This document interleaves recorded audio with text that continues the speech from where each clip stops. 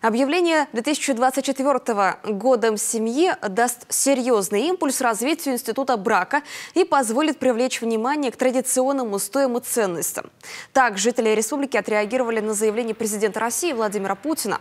Сегодня, по их мнению, как никогда важно говорить с подрастающим поколением на равных, прививая с детства правильные привычки и показывая на собственных примерах, какой должна быть образцовая семья. Я думаю, что семья как единое целое, когда полностью она и муж, и жена, и дети, сейчас как-то теряет, наверное, свою, может, ценность, может, еще что-то. Потому что женщины становятся очень самостоятельными. Но я за то, чтобы семья была полноценная, чтобы дети росли и с папой, и с мамой, и чтобы детей было побольше. В том же воспитании детей. Недопонимание то ли детей, то ли дети не понимают родителей. Что-то такое. Я по своим внукам сужу. Распущенные дети пошли. Не хотят в официальный брак вступать, детей поздно рожают.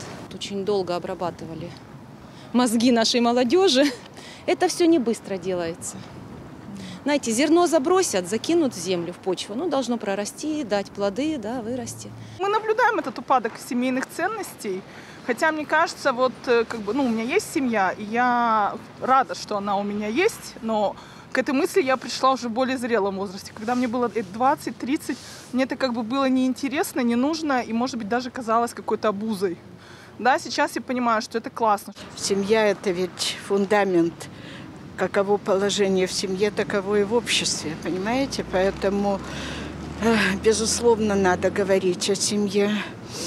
И прививать ценности семьи – это первая любовь, брак, целомудрие, рождение детей, ведение домашнего хозяйства, и уважительные отношения друг к другу.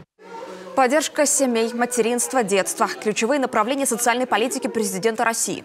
По его решению в стране введен и постоянно совершенствуется инструмент материнского капитала. Создана комплексная система поддержки семей с детьми. Возрождено звание «Мать-героиня».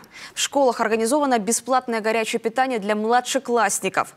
Для молодых семей действует льготная ипотека и возможность улучшить свои жилищные условия при рождении детей. Все меры поддержки реализованы и в нашей республике.